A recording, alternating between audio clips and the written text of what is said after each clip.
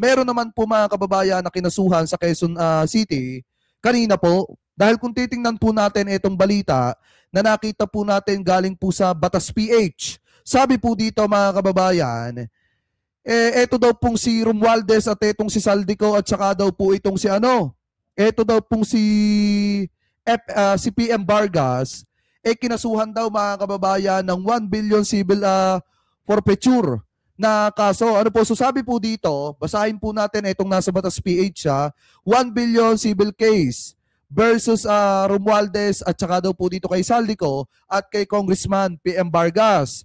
Sabi po dito, 1 billion civil forfeiture cases against former House Speaker Martin Romualdez, former Ako Bicol Party List, Representative Saldico, and Quezon City 5th District, Representative PM Vargas are set to be filed before the Quezon City Regional Trial Court today mga kababayan. So ibig sabihin, eto na yung sinasabi natin sa inyo nung nakaraan pa man na ito pong si Romualdez mga kababayan, talagang makakasuhan at makakasuhan po yan. Kasi nga, imposible naman po na hindi niya alam yung mga pinaggagawa nito po mga tao na nasa downline po niya katulad ni Saldico at nung iba pa na mga kongresista, mga kababayan, na talagang sangkot sa maanumalyang flood control. So ngayon, kung titingnan nyo mga kababayan, maliwanag naman na ito pong si Saldico at itong si Romualdez posibleng humarap dito po sa civil case mga kababayan na isinampa po laban po sa kanila. So ako, naniniwala ako na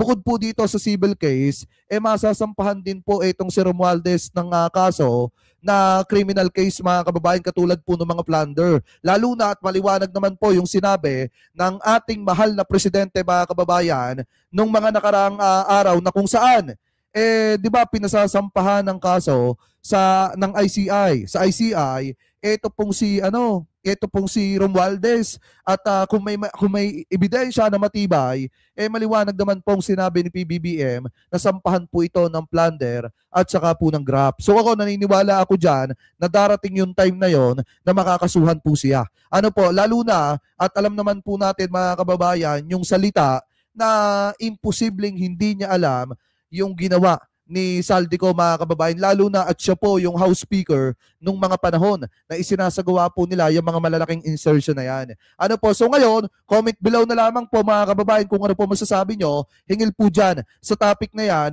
na tinalakay po natin. Ngayon, punta naman po tayo mga kababayan, dito naman po sa next topic na nakita po natin na kung saan, eto na, di ba kung matatandaan nyo, nagsalita po,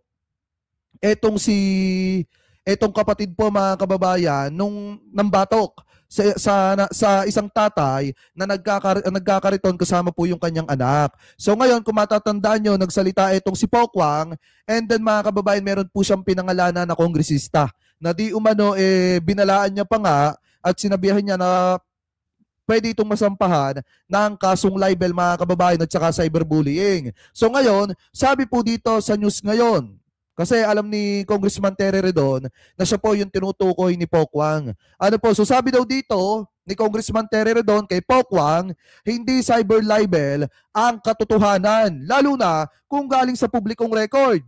Maring tumugon si Bicol Saro Party List Representative Terry Redon sa video statement ni actress Marieta Pokwang Subong kaugnay ng viral road rage incident sa Antipolo City na kinasangkutan ng kapatid nitong si Carlo Subong. Sabi pa dito, ayon kay Ridon, malinaw umano na siya ang tinutukoy ni Pokwang matapos siyang pagbanta ang kakasuhan ng cyber libel at cyberbullying.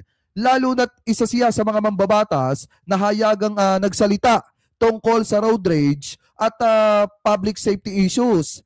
Gate ng kongresista, walang katotohanan ng paratang na pinost ang larawan ng buong pamilya ng aktres. Sabi pa dito mga kababayan, ang inilabas lamang ay mga larawan ni Carlo Subong, ang taong sangkot mismo sa insidente, ani ni Redon. Sabay iginiit na may karapatan ang publiko na makilala ang sino mang gumagawa ng karahasan laban sa ordinaryong Pilipino. Yan po mga kababayan yung naging sagot ni Congressman Terry Redon. Dahil kung titingnan naman po talaga natin, may karapatan naman talaga ang mamamayang Pilipino na malaman po ang pagkakakilanlan nito pong si Carlos Subong na kapatid po ni Miss Pokwang. Lalo na mga kababayan, at kitang-kita nyo naman kung paano mambatok ng isang taong naghahanap buhay kahit na inaabot ng gabi sa lansangan. Alam nyo, ito lagi ko naman sinasabi sa inyo, kung inunawa na lang sana nung kapatid ni Pokwang, mga kababayan, yung mag-ama, ano po na nagkakariton, at tinulungan na lamang sana kaysa tawag dito, kaysa gawan pa nang hindi maganda, hindi na sana po hahantong pa sa point, mga kababayan, na yung lisensya ng kapatid ni Pokwang marirevoke.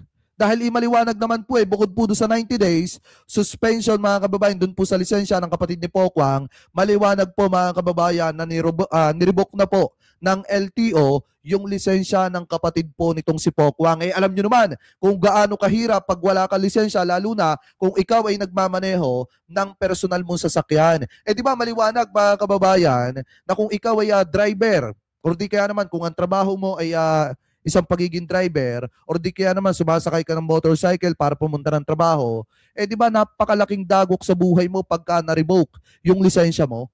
Kasi parang patay ka na rin yan. Diba? Hindi ka na pwedeng magmaneho, pero na lamang kung kukuha ka ng driver mo. Sa mahal ng driver ngayon. Diba, mga kababayan? So ngayon, sabi pa dito, tuloy pa natin. Ang inilabas lamang, eto daw ang inilabas lamang ngayong larawan ni Carlos Subong, ang taong sangkot mismo sa insidente ani ni Ridon. Sabay iginiit na may karapatan ng publiko na makilala ang sino mang gumagawa ng karahasan laban sa ordinaryong Pilipino. Binigyan din pa niya na ang tunay na dapat humingi ng paumanhin ay si Carlos Subong, na kapatid po ni Miss Pokwang, na inakusahan niyang gumawa ng grave threats, physical injuries at child abuse laban po kay Crispin Villamor at sa anak po nito. Sabi pa dito, mga kababayan, tiniyak din ni Ridon, nababantayan ng kanyang grupo ang pagharap ni Subong sa Land Transportation Office upang matiyak ang due process habang isinusulong umano ang permanenteng pagbawi ng driver's license nito. Matapos sa mga pagdinig, makikipag-ugnayan din aniya siya sa Department of Justice para sa posibleng pagsasampa ng mga kasong kriminal. So bukod pa po, mga kababayan, doon sa pagkaka-revoke ng lisensya nito pong si Carlos Subong, na kapatid ni Miss Pokwang, posible pa po siyang makasuhan ng kasong kriminal, mga kababayan. Sabi pa nga dito, sa huli, maring idiniin ni Ridon, hindi kayo ang biktima dito. Ang biktima dito ay si Crispin at ang kanyang anak at ang mga ordinaryong Pilipinong inabuso sa kalsada, mga kababayan. Kaya nga doon sa mga kababayan Pilipino natin, lalo na kung kayo ay nagmamaneho ng sasakyan nyo, bawasan nyo init ng ulo nyo. Diba? Huwag kayo, kung maaari, pagka may nakaalitan kayo sa kalsada, hanggat kaya ninyo magpakumbaba na lang kayo. Pegador, wala kang kawala. Pegador, kayo ay maganda. Pegador, galit sa masama.